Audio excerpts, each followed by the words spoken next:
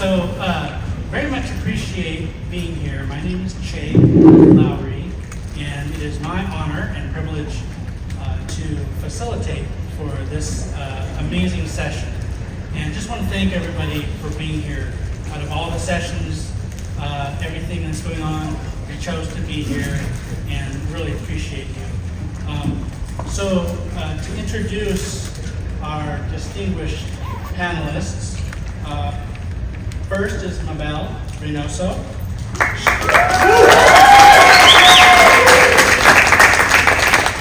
She is an award-winning playwright, a multidisciplinary storyteller, and teaching artist. In the 24-25 theater season, her work will be performed in Portland, Chicago, Minnesota, San Antonio, and San Diego. Somos Aire is one of many joyful collaborations with her sister, Zulema. Mabelle is the daughter of the borderlands and was proudly born in Tijuana, Mexico. Mabelle is a recipient of the 2023 Far South Border North Grant. And please excuse my Spanish. I'm from up north, and although we look like we're cousins, and I feel like we are cousins as Native and Indigenous people. My mother is Yurok, my father is Maidu, and Pipper from way up north. So I very much appreciate, again, the privilege of being connected through story and activism to the good people from down south here. Next is Bear Contreras. Johnny is a San Diego native and legend, and a member of the San Pasqual Kumeyaay band. He works in life-size plus bronze sculpture, stainless steel, and aluminum sculpture. He's a member of the original storytellers of this land, and it is an honor to work with him. Next to him is Zulema Reynoso. She is a scholar activist, theatrista, and professor who leverages comics and the arts to advocate for multilingual learners and historically marginalized communities. She draws much of her creative inspiration from her sister, Mabelle's writing, to conceptualize a visual experience from script to stage to comic page. And we have a great PowerPoint that we're going to jump into. We will have a few minutes at the end for questions and answers. So if you can hold off your questions until the end, and we'll get to you. So we're going to start with Mabelle, and we're going to talk about the creative process from stage to page. Thank you, Jay.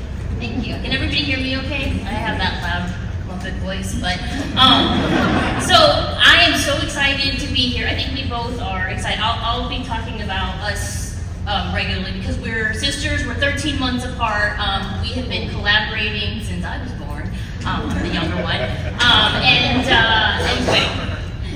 And so this is very much a back and forth. This whole journey in creating Somos Aire, the Somos Aire story, was very much us going back and forth. But this actually really begins with the grant, the Far South Border North Grant, which was a grant that was given to 60 artists in San Diego and Imperial counties to create a campaign. Artists were given a chunk of money to create a campaign about critical issues affecting under-resourced communities. And so I was a grant recipient, Johnny Bear was a grant recipient, and then we had to work with these community organizations. I'm telling the story because the reason we're here is because of Johnny Bear, and the reason that this play came about was because I wanted to work with Johnny Bear. So I learned, I knew of Johnny Bear from the Comic-Con at Home. Does anybody remember what happened in 2020 in Comic-Con at Home, right? Yes, thank you, yes. Thank you to those of you that created content for that, including Johnny Bear and Chag. And so I saw their panel. I watched their panel on YouTube. It's still there, so if you want to see it. And I was just like, oh my, mesmerized, right? And so at the first meeting for the grant recipients, we got together, and it was like a meet and greet of like who all got this grant. And I saw Johnny Bear there. I don't know if you know this story, Johnny Bear. I'm a little bit stalkerish. You know me, you know. And so I kept like seeing like, where's he going? What community partner is he working with? Because I do work in El Centro, so I thought that I was going to work with the El Centro partner, but then I saw that Johnny Bear was going to this organization called Casa Familiar, which is based in San Ysidro, and so then I just kind of like just followed him, and I was like, and actually I live in the South Bay, I live in Chula Vista, so it would be convenient for me to work at Casa Familiar, but then like, I just saw Johnny Bear like committed to them right away, and, you know, and I was like, okay, if Johnny Bear's going with Casa Familiar, then I have to go with Casa Familiar. And so I ended up there, and then we talked a little bit that first day, and you were like, you know, I said I'm a playwright, and you were kind of interested in, you know, the whole storytelling aspect. All right, so fast forward to like a few months later, and Casa Familiar, as I said, is based in San Ysidro. It is the busiest land crossing in the Western Hemisphere. It's the border to Mexico, and so we went on a walking tour of the neighborhood, and they told us at one point that there is a school, an elementary school, that the playground butts up to the freeway, and oh yeah, so I guess we can next slide, please. I'm not very good at this. Oh yeah, so I said, so like when I heard that was the case, I like knew right away, like I'm going to write a play about air. And people were like, what? Oh yeah, so the sources of inspiration for my play was that moment when I heard that this playground was against the freeway, and that there was 60,000 cars cross daily. So that pollution, and San Ysidro is a valley, so that pollution is living in that valley, and those children are breathing that air. And I was born in Tijuana. I've been crossing the border my whole life, never once stopped to think about the air. And so I was very excited about this because, you know, like my husband says I'm a leprechaun when I get excited about ideas. So I like, you know, we came back to Casa Familiar, and they were like, all right, does anybody have any ideas? And of course I was the first one to raise my hand, and I was like, I'm gonna write a play, and I'm gonna engage young people, and it's gonna be great, and I was like, I don't know what it's gonna be about, but I know it's gonna be called Somos Aire. And then Johnny Bear was like, that sounds cool. I think I would like to collaborate with you. It was like the nerd girl being asked to the prom by the captain of the football team. Oh my gosh, I died. Johnny. So I was like super excited about it. I called you and I was like, oh my gosh, Johnny Contreras wants to work with me. And then we had to get to work. I had to write a play. So the school was my inspiration for like what I'm gonna write about. I'm gonna write about air quality, and people are like, what are you gonna write? I don't like, how are you gonna make that into a play? And I didn't know. But after thinking about it a lot, I was like thinking, okay, I'm gonna use the framework of the never-ending story. I don't know why. And so it all started to take shape before I actually got on the plane to India. Like I actually watched the never-ending story on the plane to India, and then in India I started writing. And so if you know anything about the air quality in India, there are places where it's really, really bad. And I was in Delhi, and you could hardly see across the street. There's a fantastic documentary about kites, the birds that are called kites. And of course the name escapes me right now, so if anybody knows what that's called, I can't. Anyway, look it up. It's amazing. All that breeds. Yes, thank you. All that breeds. And so there's an homage to that in the birds, Johnny Bear. In the birds. So there's yes. Anyway, okay. So I came back and I started writing a play. I started like formulating. And then next slide, please. Then we said, okay, we gotta go work with young people. So we did this Young Theateristas workshop in San Ysidro, where we worked with young people. We talked about theater, about the importance of showing up in theater. And Johnny Bear gave powerful lecture on what it means to be an artist, which I broke down so many quotes. Again, fangirling over this guy like consistently. And And then the young people had the opportunity to write their own scenes based on like what it is that they wanted to change in their communities. And then something really powerful, which I think is really important when young people create, to have their work celebrated, honored, performed, where with the respect and rigor of professional artists doing their work. So, next slide, please. We had professional actors perform their work. And then also during this time, we also performed the very first draft of Somos Aire for the youth. They gave us extraordinary feedback that worked itself into the play. They definitely helped shape this play. And then we had a community reading where we had like just invited the whole community to come and hear the play. Got some great feedback from them, and then we had to get to work. Next slide, please. And so it became a story about history, homecoming, and hope with steampunk vibes. So it's essentially the story of two sisters. One sister is getting ready to go off to college. Her little sister has an asthma attack. She can't go to school that day because she has to take care of the little sister. And then all on the never-ending story, there is a story within the story, and it becomes a journey of going to find this cure to save her sister, who has to wear this weird mask on her face because she's sick and she's going to die, and a heat wave is coming. And so table work happened. We discussed like, what does this mean? What does it mean to be a first generation Chicana? What are the responsibilities to community? What are the responsibilities to wanting to get out of the community and wanting to make a name for yourself? What does it mean to come home? All these things that if you are first generation, you may have explored in your own story, in your own journey. And that's our director, Tori, and our stage manager, and the actors, they did a tremendous job. And then, slide please. So one of the things that I'm really big on is the aesthetic look of the plays that I have the fortune of producing. And so I actually got to produce this because of the grant. And so it began with the costumes. Like, I knew that I wanted to have steampunk costumes, so I turned to my colleague / sister, who is an amazing artist and visionary and seems to understand what it is that I want to do. And so you want to talk a little bit about your concept for the costumes?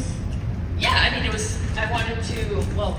feel like, first of all, her content, the actual script really fueled my imagination and creativity in conceptualizing the materials. She said steampunk, I'm all in. I've always been a fan of steampunk, ever since the little sculptures in the Manhattan subways, if you're all familiar with the little, okay. Anyway, so I was really thinking of, something really visually exciting. I have worked with Mabelle on other plays, and it means a lot to us to present a very vivid experience for our viewers, our audience members, and so part of that was exploring rich materials, a lot of laces, some metals, but then there was a little bit of consideration, well, it's supposed to be about environment, so how do we kind of build in some of the greens, some of the organic, the biological ideas into the design, so some of the other challenges were how to integrate our own Chicano ancestry and into the steampunk vibe. So it's kind of exploring different avenues of like, can we do Pachuco style for the primo? So looking at different ways in which we could explore those ideas of the chains, the feathers, a lot of rouging. So I mean, these were sort of like my early sketches. When it came to actually constructing the costumes, I really found some really neat things. Found items were really, I think, part of our process as well in designing the costumes, because if we're doing something around eco-awareness, it was really important to not continue to just purchase new materials, but how can we repurpose? So I spent a lot of time thrifting and repurposing a lot of found materials as well. So then we're constructing the story. So Z starts doing the costume design. So that first character is a Komodo dragon.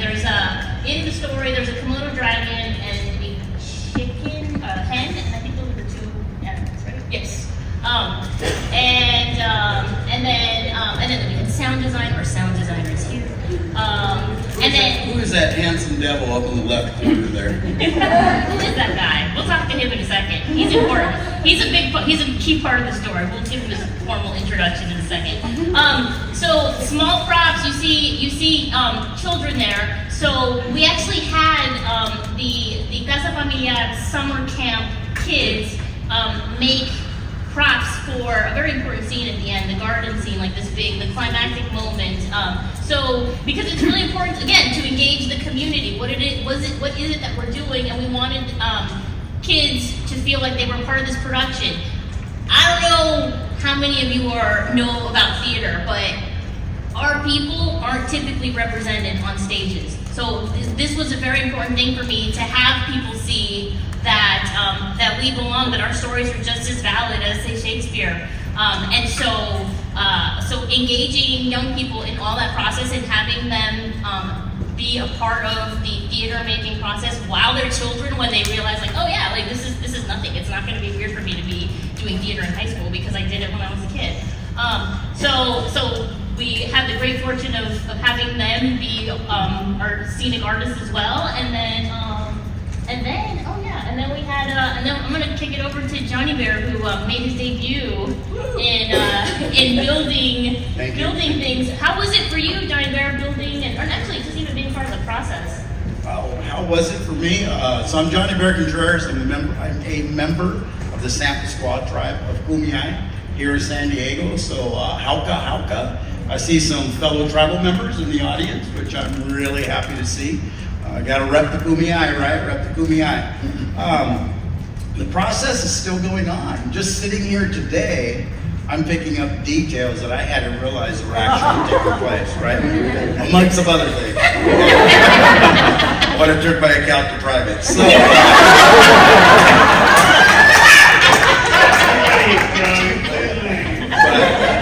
that's the one thing that keeps coming, is that there's so many different things to see when you're a creative.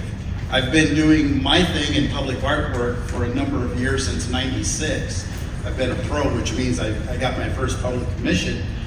And I had reached a point, never say bored, but you like new things. And when we received the FSBN, thank you to the city of San Diego, especially Christine Smith, it was great, but I thought it was going to be, I have an opportunity to do what I've been doing, continue it.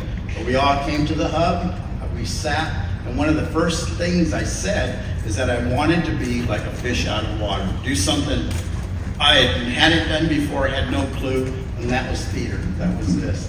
And from that very moment to this moment now, it's been a learning process, and it's been a great thing. You get creatives in a room, and there again, I have to thank the County of San Diego and some of the other facilities that help facilitate this, especially Casa Familiar being the hub. And it needs to happen on more levels, and exactly with what you're mentioning, and how certain groups, especially here near the border area, they're underrepresented. Kumeyaay, the Bay, Chicano, everybody from down south. My mom was from Michoacan. There's always these mixes, but it's not always apparent, and we need to have just that, where our next generations feel as if they're represented, especially in the critical thoughts, especially on that critical path. So they see themselves, and they can encounter something that they can feel they can move with in their future. So how's it been? It's been a blast, I'll tell you, one of the things is sitting here next to one of the actors here, watching these professionals develop their characters, and they would go after it, and then boom, when you thought that this character was already at this point, it would just move to the next level. And it was like, we did one night of some improv, right? Oh man, that right there was just magic. So theater, I can't say enough for theater. We all need to get out and see more theater. So much, right? And so I'd like to thank you all the actors, the directors, everybody that participated. It moved my whole thought process my work will never be the same after this encounter. And doing the props, I'll tell you this, you guys beat the heck out of them. I thought they were just going to be these things you put up and, you know, they'll lightly touch them. They were crooked, they were falling over. I had to keep taking them back to the studio and like fix them up, patch them up. Some of the things I had to recreate, but it was a blast. Looking forward to maybe doing some more. You know, and there are all those different aspects, bringing in different materials, found materials, but the creative aspect and bringing creatives together. And I can't say enough about working with the youth. The youth groups that had come in San Ysidro, oh man, they dove in and they got it. I mean, and when we all leave here, I hope that somehow we can make contact and help the next groups to open up the schools, the youth, get them to see, bring that creativeness into their space, because that's where it needs to be. Because they ate it up, and I always have to reflect back, much like many of us probably could have this common thread, and where you go, man, if I had this experience when I was young, right, I would have been so much better looking. No. had to throw a curveball. But yeah, it's been an absolute blast. Arturo, would you like to say a couple things? I know you're from that area. We're gonna get to it. Hold on, okay. hold on. 'Cause I'm gonna give Sorry, him am I a off moment. script? Yeah. All right. Next slide, please. Are we like internet? There we go. There we go. We had it for a second. So I just want to, well, hopefully that loads. Because this is the performance, and we're missing about three photos. But I just want to give a shout out to Nancy, who's also here. Nancy was actually the lead of our show.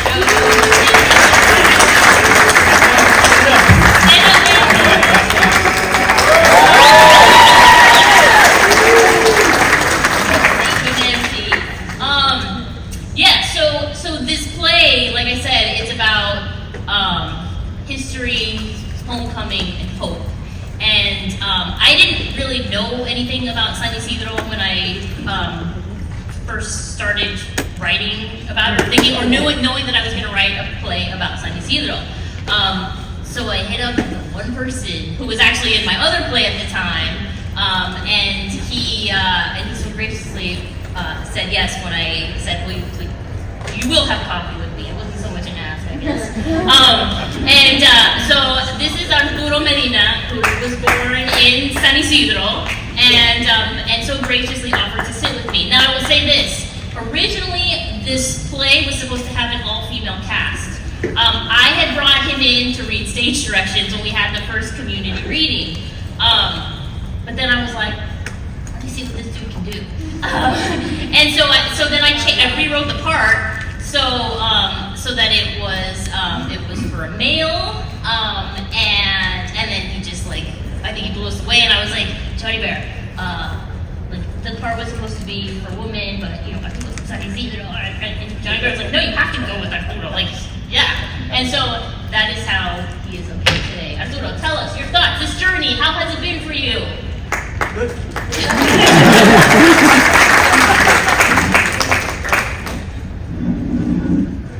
Hello. First off, I want to acknowledge that I'm standing on indigenous ground. I acknowledge my people before me, my ancestors, for giving me the opportunity to be here. I want to thank my cast, my crew, my director, those that were there to support me, because I couldn't do this alone. I'm not as good as they say. I'm not. They make me better. And I want to make sure to acknowledge that. My name's Arturo Medina Arbizu. I was born in San Ysidro because of a tragic event that happened there 40 years ago, which we just celebrated the 40th anniversary. My mom and I left. And it was a heartbreaking moment to have to leave somewhere you love, that you're so grounded to. It's taken me this long to even want to tell this story. Meeting with Mabelle, it opened up some doors, avenues for me to be more expressive. Something that I wasn't as a kid, and I have a true testament, a friend that is here from high school. We've known each other since junior high, and Ralph could attest that I probably was not the most expressive, and I struggled with that. And Ralph got into acting, and I was so jealous. I just got to tell you, I was so jealous that he did it and I didn't. And I was like, I hate him. I struggled with expression. I struggled expressing my feelings, and it led to a whole bunch of trouble. I didn't have theater. I wasn't an actor. I wanted to be a storyteller. I wanted to be a writer. And somehow, some way, I became a storyteller in a different way. I became an actor. Not that that's a bad thing. It's just a different avenue I chose to tell the story. For me, in this process, it validated who I was being from San Ysidro, because I come from a place and a time that no longer exists, and not a lot of people would acknowledge that they were from there at that period in time. San Ysidro was like a city where Cesar Chavez came from, named Sal si puedes, and it translates, get out if you can. You know what I mean? San Ysidro was not the place you wanted to be, it was the place where you wanted to leave. So it was hard for me it was really hard for me to accept that, because that was home. San Ysidro was a place where you knew the neighbors, where you could stop by the neighbor if you were hungry. They'd give you water, and you knew who they were. And it's a shame to think, that people outside of San Ysidro don't care. That's my home, that's my house, but nobody cares enough to invest in it. So it's been a process. It's been a long process. It's been a long journey. But more than anything, to validate San Ysidro as a city of creativity, of family, of hope, it's awesome, man. It's awesome. When your words are put on stage, they're heightened to the 10th degree, and all of a sudden we matter. Representation matters. I mean, the first time I heard somebody say tortillas on stage, I was like, my people! Yeah! I was like, he said tortillas! And it wasn't funny, but it was funny. And it was all of a sudden we mattered. When you see yourself on stage, when you see your people on stage, you matter. And so doing this with kids, and I enjoy doing this with young folk, because all of a sudden, the people that don't normally talk are the ones talking. When you allow people to be expressive and creative in their own way, they'll tell you a story. And if they paint outside the lines, they're telling you the story. You know what I mean? Don't correct them. I'm sure we got some visual and other artists here as well that, hey man, you know what? Painting outside the lines is cool too. But again, San Ysidro is not just the last exit at the border. You know what I mean? If you get a chance, man, take a drive. Take a drive. It's tough to believe. I heard somebody, Elias, say, you know what? I live in Chula Vista and I never knew this existed. I never knew it looked like this. Take a ride, man. It smells different.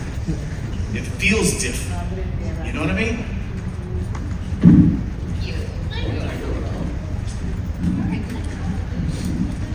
Okay. All right. So then what happened? So then we were like, okay. So this actually also happened at the day that Johnny Bear asked me to prom. So after the meeting ends, we've already yeah, we're gonna do this collaboration. We're gonna work together. And I'm a yes person. I say yes for everything. It serves me well in life. I'm a workaholic, but again, so many great things have happened because I say yes. So Johnny Bear is like, hey, so I do something at Comic-Con. I'm like, oh, I know you do. And so would you be interested in doing something, And I was like, we'll make a comic book. We'll make a comic book. And what? I've never made a comic book before, but I'm like, yeah, we'll do it. It'll be amazing. Again, the leprechaun. I'm jumping around, and then of course, then I call her and I'm like, hey, so this thing happened. So we're gonna make a comic book. And so then we decided to make the comic book. But I have to say, there is a reason why, very, very pointed reason why we decided to go with the comic book. Because this story is a story that needs to be told. That what's happening in San Ysidro and other communities that are like San Ysidro, the air quality situation, it is devastating the community. It is the negative health impacts in the community. It cannot be just stressed enough that these communities are really hurting. The other thing that can't be stressed enough is that theater has an access problem. And we are making theater for the community, and it's awesome, but we had one show slated for the community. We ended up getting more shows because the show apparently was popular, people loved it. But the fact of the matter is, like, we were lucky. We probably have like maybe 180 people got to see the show, and we're like, this is a story that needs to be told to young people, and especially young people. Like theater, access to theater for young people of color. Ooh, that is a challenge. So we're like, what can we do? How can we tell this story? Zulema and I are constantly like, picture books, and we love books. And we're like, and we love comic books, and she's an amazing comics-based researcher. If you don't know what that is, talk to her afterwards. We're like, the comic book is the thing that is going to outlive the stage play. Because the stage play, live theater, and you can see a recording, it's not the same. Seeing a recording of a play is just like, okay, cool, I saw it on YouTube. But the comic book carries the story, and that is why it was super important for us to, once we started talking about it, we're like, we have to make it into a comic book, and so that's what we did. So the play became a comic book, and I would love to invite you to talk about how you made that happen. Oh my gosh. Sorry. So, yeah, when she proposed this, I said, yes, this is totally in my wheelhouse. I've been doing this forever. I was a teacher in New York. I used comic books to engage my adolescent readers. We made them. We would take books like Night and create our own illustrated interpretations and circulate them to communities around the city. So this was in my wheelhouse, and I said, let's do this. And then she tells me, we've got a month. And she's like, give me the script. So I'm thinking, 8 pages, right? 8 pages we're gonna kind of condense your script and say, no, I'm thinking 24 pages, okay. So the problem with being the playwright and the writer of the comic book is that, of course, I feel my dialogue is precious. And I'm like, yeah, 8 pages, come on, girl. And then she says, I think it's actually gonna be 28 pages. I'm like, that's way over what the standard is, 28 pages. And I said, how are we gonna do this in a month? I mean, I had to do the line drawings first, and then I said, she hadn't yet given me the material that was gonna show up in the actual book. So then we developed this really efficient way of working. So what you see on the top left of there are her thumbnails, because she is trained in film. So she knows how to storyboard things and storyboard them quickly. Now you can see there's a lot of room for my creativity with her thumbnails, but they were really crucial to help me kind of start with that little thumbnail, with those basic thumbnails. This is how close we are. This is the advantage of being sisters and being only 13 months apart and sharing a room for the greater part of our lives. All I needed was that thumbnail, and I knew exactly what she wanted. I knew exactly what she was looking for. I could read her mind, and I said, I know what I've got to make. And so those thumbnails were sort of like my anchors, along with the dialogue, and I was like, oh, I got this. I just need that little piece there. I see what you want. I see what you're going for, so I'm just going to kind of take it this way, and then we'll just profit later. Where things started getting a little hairy after she was giving those thumbnails to me in batches. So I'm like, I'm ready for the next one. We got to keep going, because when am I going to throw color on these things? Of course, it didn't help that I was looking at a bunch of other books and seeing like, oh, look how nice. They have somebody who does line art. They have somebody who does the text. Oh, they have somebody who does color. And they have somebody who does, I have to do all of that? But wait, because we weren't done with those thumbnails and electronics until the very, very end, when we had 3 days to finish it and go to print. So I had finished the line drawings, and I took 36 hours to throw color on everything. And so this magnanimous project of 195 panels were colored in 36 hours. I did not sleep. Why?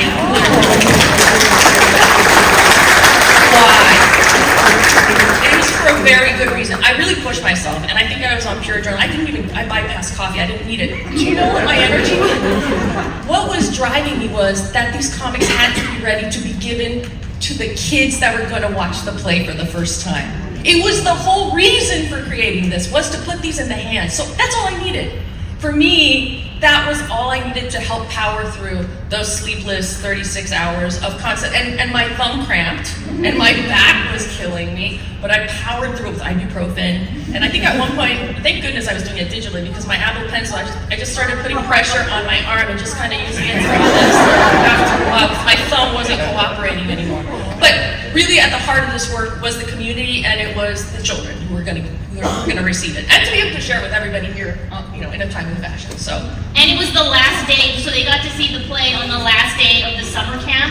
So we were like, if we do not have it in our hands by this date, the kids will never get it because they will like disperse. and like we'll never see them again. So I had to like beg the printer. It was the whole thing. It was you don't understand because the printer's like it's too late. And I'm like no. And then but the gods were smiling on us because the printer got it to us in time and they even gave us a discount and they got a credit. So it was like it all the universe wanted this to happen and get it in the hands of the kids, which did happen. Next slide, please. So, community impact and beyond. So that is the first picture is the summer camp kids filing in. So one of the things for me, so I am a Latina playwright. I write for multi-generational audiences. So the greatest honor for me is knowing that something that I wrote could possibly be the first theatrical experience of a child.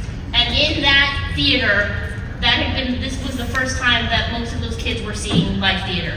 So that was like something that was very, very, I take, like, that is a huge responsibility because that first time you remember, you either love it or you hate it.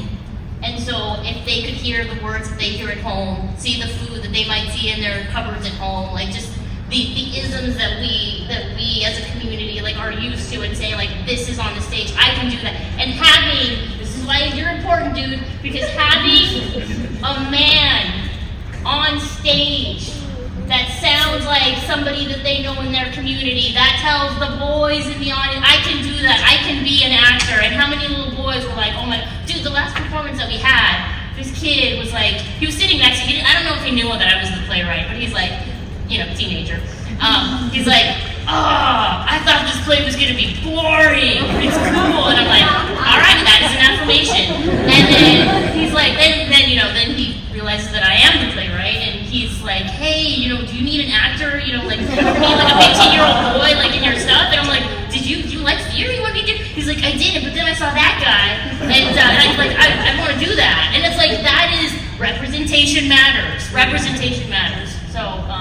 Is there anything else I want to Just regarding the impact, I think one of the coolest things too is when we did distribute the comic to the community and to the kids, a lot of folks thought it was really cool to see their own neighborhoods and their communities because I really did put a lot of heart and a lot of effort into making sure that this comic book was a big hug for the community of San Ysidro and the word is micro affirmation, but I'm going to call it a macro affirmation for folks in the community. Because for me, it was really important that they make the connection and see themselves authentically represented visually in a comic. That's the first comic about San Ysidro. I think that is really cool. We just put them on the map.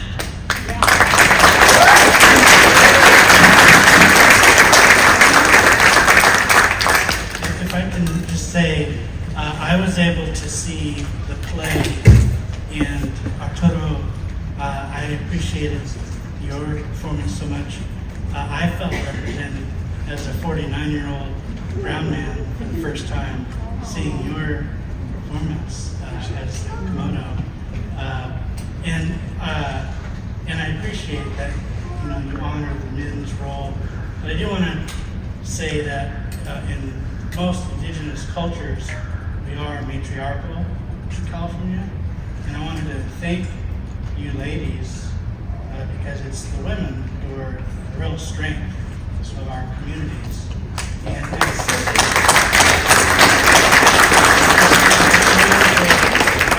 I am so in awe of your creative synergy and your connectivity as sisters.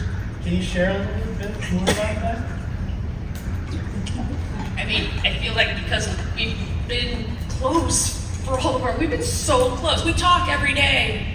For hours sometimes. Sometimes we're just doing random things around the house, chores, working, but we're on the phone constantly. And I think we just need each other. It is synergistic. I just feel like I know what she wants, and I think it's so easy when you're creative to work with another creative. We work in different modalities, but I think we're very much in sync. We've seen the same movies. We grew up hearing the same things. So when she says we have the same traumas.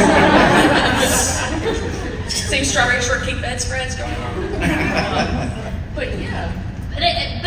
So again, speaking to, if there's anybody in theater, you know that theater, like, you have to trust the people that you work with, because it's all about showing up, right? If somebody doesn't show up, it's like, oh, the show must go on, but suddenly you have like the stage manager, filling in for the lead. Not that that's ever happened, because Nancy is amazing and she's never not showed up. But like, it's such a fragile thing, and like, because we work on, I mean, this is not the first time that we've had ridiculous deadlines and schedules and whatever, but like, she is as ludicrous as I am, like, when I say yes, she's like, okay, let's go, and it's like 3 a.m. we're on the phone, I'm still coloring things in, she's like, let's just do it, let's power through it, let's go. She's like, how are you doing? Do you need some rest? I'm like, no, I'm gonna keep going until I finish. There was a moment when I thought we weren't gonna make it, and then we started like busting out Ace of Base, and like it was a dance party. I have the pictures. She says I can never show them to anybody. But we took selfies. Yeah, on like what we look like at 3 o'clock in the morning, listening to Ace of Base, Tori Amos, like just whatever else was coming up from the like, 90s. Yeah, I think that's the next slide. yeah, but I think that's why, because we're both. I mean, no offense, no disrespect to the mental health, but we're both nuts. Like, you can just understand that wackiness. Yeah. And this is the comic. Can you share a little bit about your thoughts on how we might want to get the comic out in the community? We were so focused on getting the comic out, period. So the comic is being distributed for free, and it's at the front gallery in San Ysidro. So we printed 200 copies, and they have them. But we do, it's weird because I don't know that any of us expected, and I look at my colleague, my creative partner, Tori Rice, who's my director, and just like also, I have Zulema and I have Tori, and I think the three of us went on this development journey together, and I don't think we ever anticipated that it would take off in the way that it did. Like, it's the interest that we've gotten from so many different avenues has been bizarre, but thankfully, I guess like it shouldn't be surprising. Like I am so glad that this matters to people much more than like that it exceeded our expectations, that people care, Including policymakers. What's that? You're feeling a vacuum. Yes, I think so. But so far, I mean, the people that have come to the play, elected officials, community members, young people. We had a special showing for the San Diego Air Pollution Control District. That's a tough one. Like they sponsored like their own performance for it, and like it's just been amazing. So I think like that's the next chapter of this is like finding out like what now we have this comic book and how do we get it out to more people. But right now it is in San Ysidro, so if you want to get a copy, you can go to the front gallery and pick one up. Yes. Thank you. And in the last 5 minutes that we have, are there any questions from the audience? And when you ask them, please feel free to speak loud. Go ahead, there. So you said that the air quality control came and saw production. Is there any tangible progress for the elementary school for the community to, help mitigate the freeway pollution for those children? That is the I would say the gazillion-dollar question. Yeah. So again, it was really interesting having them because we have a talk back after the showing, and it was really interesting to hear how they're navigating those questions. There were actual members of the community there who were actually posed those questions to the policymakers in the room, and it became a very complicated discussion around, well, we need data.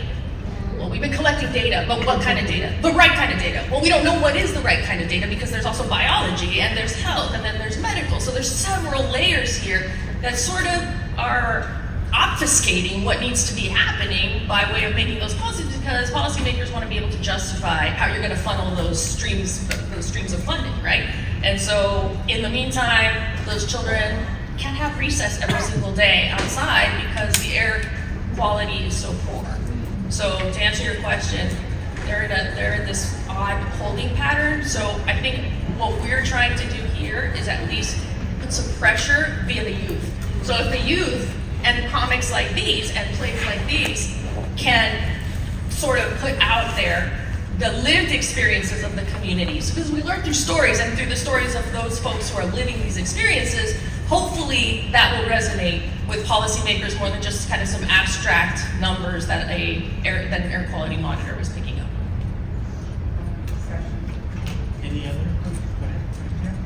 Hi, so I recently just wrote a play with my roommate, and we had it like produced by our school, and like we kind of want to like do more with it, and so like visually, like the stage is very different than like illustration. So how did those visuals translate from stage to page for you guys? It was very convenient when your set designer and costume designer happens to be your comic book artist.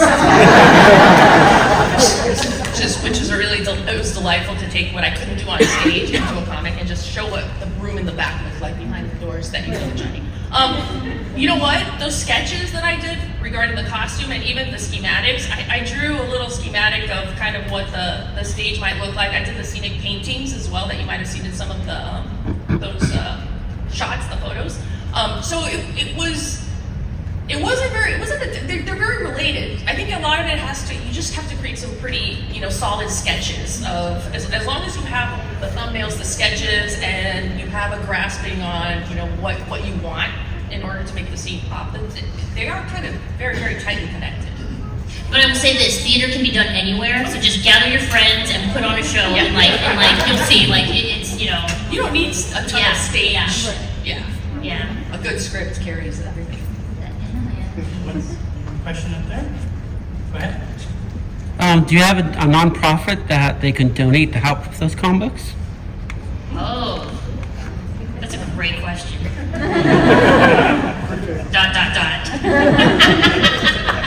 That's a great question. So right now, because again, it was just to get it done. It would be Casa Familiar would be the organization, because that's our partnering organization, right, Donnie? Like that would make sense. It would be good at Casa Familiar, yeah. And they're at casafamiliar.org. They're in San Ysidro. They do amazing work, lots of community services. But one of the causes that they champion is air quality monitoring.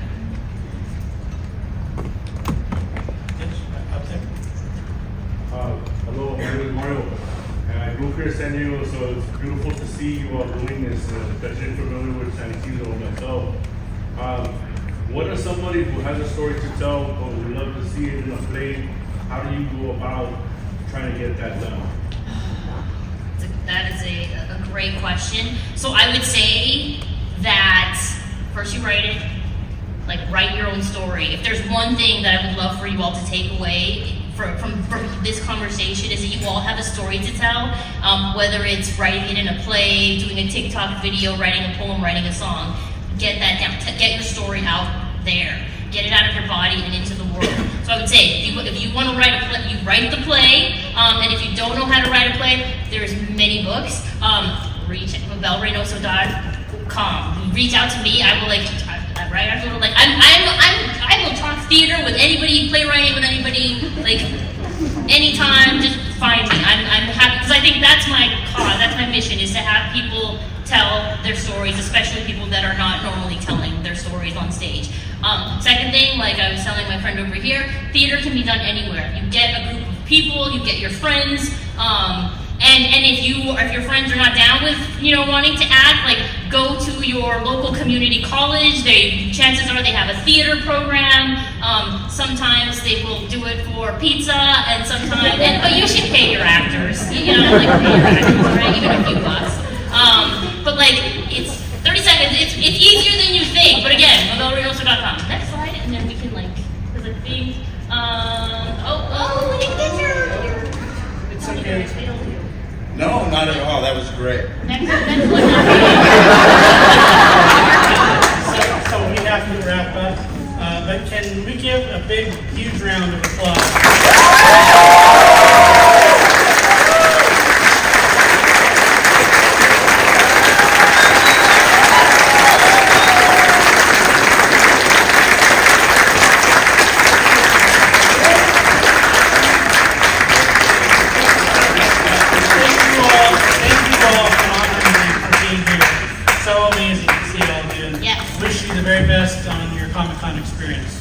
Thank